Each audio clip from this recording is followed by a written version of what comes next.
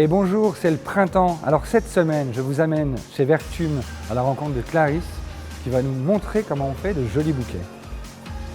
Bonjour Clarisse. Bonjour David. Ça va? Oui, très bien, merci. Bon, et merci de me recevoir chez toi. Finalement, je trouvais ça assez rare, cette couleur, pour une boutique de fleurs. Parce qu'en général, c'est toujours noir. Mais là, on est chez Vertume, et Vertume, c'est vert anis. Voilà, et ça, je ne savais pas. Je me suis toujours demandé ce que ça voulait dire Vertume. C'est vert anis? Non, pas du tout. Vertume, c'est le dieu étrusque protecteur de la végétation d'automne. Et je fais réciter. Hein. Ok, mais c'est vachement bien, mais je ne savais pas. Tu connais pas? Non, Voilà. mais non, je connaissais C'est pas. pas rock'n'roll, mais c'est étrusque. Non, c'est vrai. Tu as réussi quand même à amener. Bon, évidemment, c'est des bouquets féminins. On peut pas. Enfin, moi, quand je fais un bouquet, je le fais pas comme ça, quoi. On voit que c'est un bouquet fait par une femme. En revanche, il y a quand même une touche qui est la tienne, quoi. Et tu définirais ça comment? De la poésie, de la perspective, parce que j'aime beaucoup les choses aériennes. J'aime beaucoup les fleurs qui sortent de l'ordinaire. Donc, bien évidemment, toutes celles qui sont orientées fleurs des champs, toutes les graminées, toutes les essences même un peu étranges vont m'interpeller. Parfois même dans l'exotique, on va aller chercher. Je dis on parce que c'est avec l'équipe aussi que je travaille. Mais au niveau des achats, c'est vrai que c'est moi qui fais cette partie-là. Moi, les achats, à chaque fois, je te croise, tu es en train de faire les achats. Hein, donc, je t'ai toujours croisé comme ça. Hein. Peut-être on fait un petit tour dans l'atelier? Allons-y. Bienvenue David. Merci. Je t'en prie. Oh, c'est gentil. Oh là là là là, dis donc. J'adore. Enfin, j'adore, en fait, je m'en doutais, quoi. Comme ça, si tu veux. Non, mais c'est Le jardin de Vertume. c'est ça, c'est un peu le jardin de Vertume. Et alors, donc, toi, tu ranges tes fleurs par couleur, un peu. On essaie de donner des ambiances, oui, tout à fait. Je préfère, je trouve que c'est plus facile aussi pour nos clients de repérer un peu. Et puis parfois, ils arrivent quand même avec des bouquets assez précis dans leur tête au niveau de la charte couleur. On est quand même beaucoup avec Instagram aujourd'hui, donc ça change quand même, je pense, les objectifs ou les idées, les envies de chacun. Donc, Et tu as des clients qui arrivent avec Instagram et qui disent « je veux ça ». Oui. Maintenant, les mariés, en tous les cas, c'est clair. Et donc alors là, tu mélanges quand même des choses du magnolia avec une parure africaine, ce qui est très joli, au demeurant. Je trouve ça très très beau. Mais non, mais j'aime bien cet esprit un peu étonnant, bucolique, on entend même des oiseaux. C'est quand même charmant. Et là, moi, je viens ici, je choisis mes fleurs, comment ça se passe? Tu peux choisir tes fleurs, tu peux aussi faire confiance à l'équipe, parce qu'on a cette chance-là, comme ça fait 22 ans que Vertume existe, beaucoup de nos clients nous connaissent et on a beaucoup de commandes téléphoniques.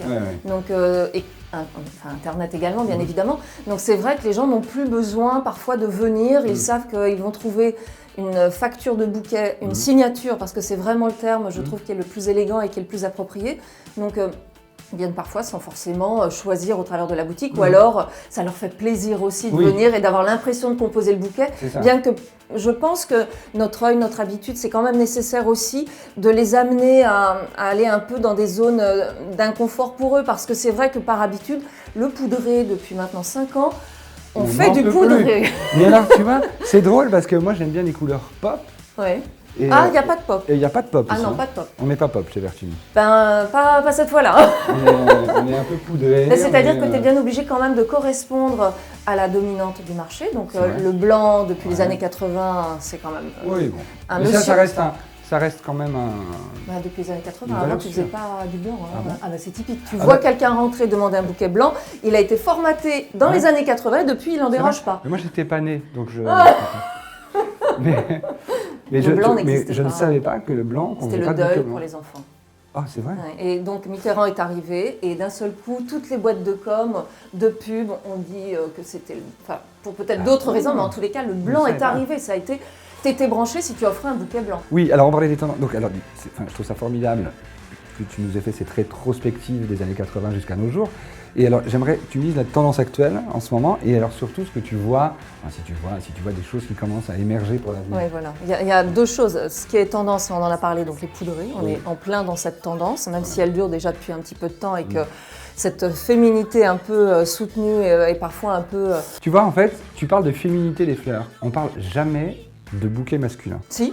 Ah si, moi j'adore, mais je peux te faire un bouquet masculin, on pourra faire tout à l'heure le bouquet masculin avec joie. Parce que moi s'il y a bien un truc au contraire où je pense que j'excelle, c'est plutôt le bouquet masculin. Si tu veux, quand j'ai été formée par Alain, eh bien lui faisait au contraire des bouquets très féminins, je faisais toujours des bouquets masculins.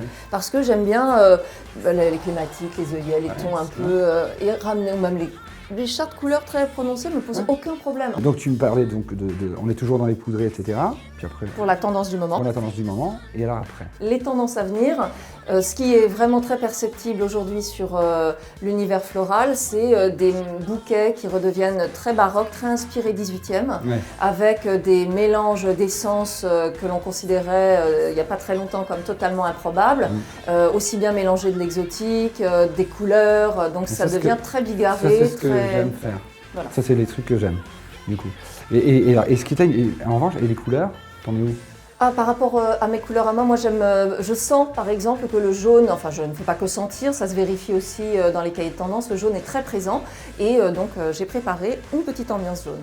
Eh bien, moi je te propose qu'on y aille ensemble. Alors écoute, voilà, les cœurs de Marie. J'adore. Donc il y a blanc, il y a quoi? Il y a blanc, rose. C'est les seuls que je connaisse. Par contre, il y a plusieurs tons de rose. Et donc alors là, on est dans le jaune? Et oui, dans le jaune. Donc beaucoup jaune et noir dans les contrastes. Je pense que ça, c'est vraiment fondamental pour le mettre en valeur, de bien jouer comme l'a pensé, ce contraste de tonalité. Et voilà, le Craspedia est une fleur très tendance en ce moment. L'intérêt premier, c'est que ça tient, ça sèche, c'est magnifique. Et puis, ça apporte beaucoup de lumière. Et les bouquets actuels, sur certaines tendances, sont parfois très détachés. Wax, Astrantia, un peu de chardon et un peu de Craspedia. Et c'est pas du tout le bouquet construit, vraiment le bouquet do it yourself. Et ça a un vrai succès. Ce qui a beaucoup de succès sont tous les œillets. Ça, c'est la vraie grosse tendance du moment. C'est le grand retour de l'œillet. Ça sent bon. Puis avant, l'œillet, ça portait malheur, non? Voilà, c'est pour ça qu'on l'utilisait tellement dans le deuil, parce que tout venait de la Côte d'Azur en production. Ils avaient beaucoup de production à cette époque-là, et donc on utilisait ça de façon un peu massive, pour un peu évacuer toute cette production importante. Il me semble que tu m'avais quand même promis de me faire un bouquet masculin, non? Et on y va. Bon, allez. Et maintenant, on passe au tuto. Et Clarisse va nous montrer comment on fait un bouquet pour nous, les hommes. Donc voilà, je viens de finir la préparation des fleurs de ma sélection masculine. De ta sélection masculine. Voilà. Alors, explique-moi. Ce qui m'oriente. Ce qui t'oriente. Parce que pourquoi tu dis que ça... Bon, alors ça j'aime, ok, c'est masculin. Moi, je trouve que ça apporte beaucoup de poésie climatique, toute simple.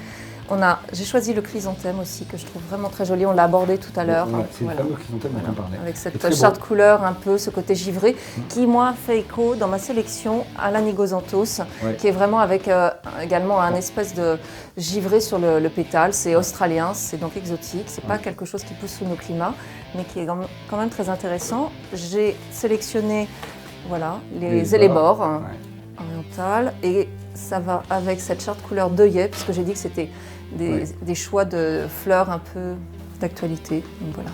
Et en plus, l'œillet, ça sent très bon.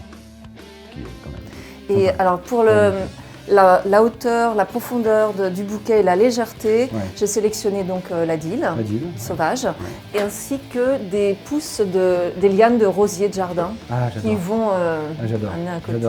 Et ça va partir comme ça, ça va démarre. donner et puis ça donne de la folie. Et puis Bon, la lavande papillon. Donc, et de l'eucalyptus aussi pour le parfum. Voilà. La petite lavande papillon comme ça. Voilà. Je vais commencer par le cœur du bouquet. Donc j'ai essayé de trouver une essence un peu forte parce que j'aime bien commencer par les plus fortes à cœur. Donc je regarde parmi ces branches qui sont un peu raides, un peu fortes. Et je vais démarrer. C'est vrai que c'est plus sympa de commencer comme ça. Et alors là, est-ce que tu as un petit tips à nous donner pour faire un bouquet? C'est quoi? C'est toujours par 3? Enfin, par un nombre impair? Est-ce que tu tournes? Oui, je tourne. Voilà. Donc, forcément, je suis droitière, donc je tiens les fleurs dans la main gauche. Et puis, je laisse pas mal de dextérité au niveau du pouce pour pouvoir associer les fleurs. Il est vrai qu'à partir d'un certain moment, quand le poids du bouquet est un peu conséquent, je conseille de travailler tête en bas pour qu'au niveau de la gravité, le bouquet ne bouge pas. Voilà, mais après, peut-être, je vais avoir d'autres trucs à vous donner au fur et à mesure. Il faut toujours couper les feuilles du chrysanthème. Toujours, parce qu'en fait, ça pourrit dans l'eau très vite. Et alors là, votre bouquet, déjà, ça sent très très mauvais. Et en plus, votre bouquet, il ne va pas tenir très longtemps. Parce que ça aussi, c'est un truc aussi de dire qu'il faut quand même aussi faire très attention, changer l'eau. C'est surtout la température qui est un vrai souci pour les bouquets. Pour la longévité. Quand il fait très chaud. C'est vraiment fondamental. Mais même là, en ce moment, c'est-à-dire qu'on a la chance actuellement d'avoir des températures extérieures qui sont comme celles de l'intérieur. Voilà, et donc on n'est pratiquement plus obligé de chauffer, et de ce fait, nos fleurs tiennent mieux. Oui. Donc on a cette chance. Ce qui fait qu'un bouquet ne tient pas, c'est le choc thermique aussi. Oui. C'est parce que souvent, chez les fleuristes, les fleurs sont dans les frigos le soir. Ils les rendent dans les frigos. Les mauvais fleurs. Oui, oui. Pas chez nous. Hein. Pas ici, parce qu'ici, les fleurs, elles restent à température. Donc en fait, comme les fleurs sont dans un frigo la nuit, et après, vous avez votre bouquet et vous le rapportez chez vous, et chez vous, il fait 19 degrés, et bien la fleur, elle claque, parce qu'elle a un choc thermique. Et alors, pour toi, c'est quoi un bouquet masculin, finalement? Ça vient du choix des essences, c'est-à-dire qu'on n'est pas dans un registre purement féminin de fleurs voluptueuses, comme la pivoine, comme la rose. On est avec des choix floraux qui évoquent plus du graphisme, plus une approche végétale, une charte couleur peut-être un petit peu plus moins girly. Voilà, donc c'était plutôt ça ma vision. Donc voilà, à la fin du bouquet, c'est vraiment fondamental de l'avoir dans ce sens-là, car ça permet de gérer l'arrondi du bouquet, si on souhaite faire un bouquet rond. Mais de la même façon, si on souhaitait le faire ovale, on pourrait aussi le gérer, ou même presque rectangulaire, ça se gérerait de la même façon. Est-ce qu'on peut récapituler les 3 points ou 4 points essentiels pour faire un bouquet sauvage masculin? Sauvage et masculin. Donc d'abord, premier point, choisir des essences qui puissent être cohérentes avec la thématique qu'on s'est fixée. On a vu qu'il y avait beaucoup de choix, enfin beaucoup d'essences dans ce bouquet-là. Il y en a au moins 5 ou 6, peut-être même 7. Il faut vraiment trouver des essences qui permettent de gagner de la hauteur, de la profondeur de champ et un peu de folie. Là, sur le printemps, j'ai ces lianes qui sont absolument exceptionnelles parce qu'en plus, elles sont à peine débourrées, si bien que ça reste très léger. Et ça, pour un bouquet poétique, c'est top. Trouver les fleurs maîtresses. En l'occurrence, là, on est avec le chrysanthème. Il y a 2 fleurs maîtresses. Et après, on est plutôt en autres fleurs maîtresses, les œillets, la clématite et les lébores, qui sont des fleurs feuillage, mais moins fortes. Et ensuite, beaucoup de fleurs feuillage, comme la lavande, comme l'eucalyptus et comme le viburnum. Et le viburnum va en plus apporter la particularité d'amener la lumière ainsi que la dille. Et la dille, elle, son autre particularité, c'est la hauteur et la légèreté. Merci, c'était passionnant. Je reviendrai. Avec joie. Voilà, sans caméra, sans rien. Ah, mais avec caméra aussi. Et maintenant, moi je te laisse.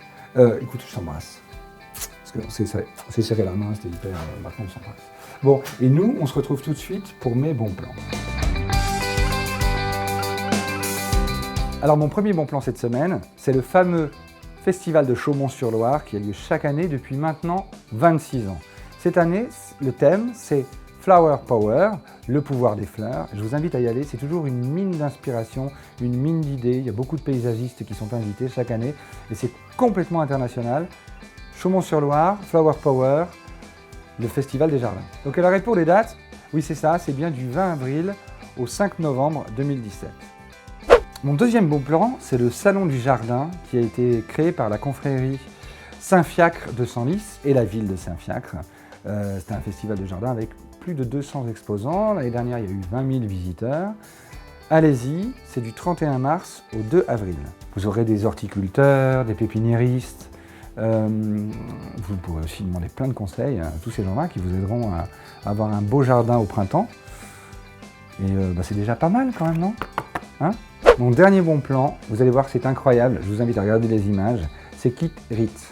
Kit Ritz, c'est une tatoueuse qui prend une plante très délicate comme une feuille de pissenlit par exemple, qui la trempe dans une encre de tatouage, qui la dépose sur vous, elle enlève la plante, il reste juste l'empreinte comme si c'était un fossile. C'est vraiment des tatouages extraordinaires d'une délicatesse rare.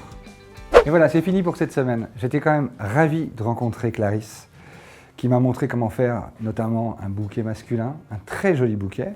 Je vous invite à venir ici, dans cette boutique, Vertumne, la maison Vertumne. On est dans le 1er à Paris.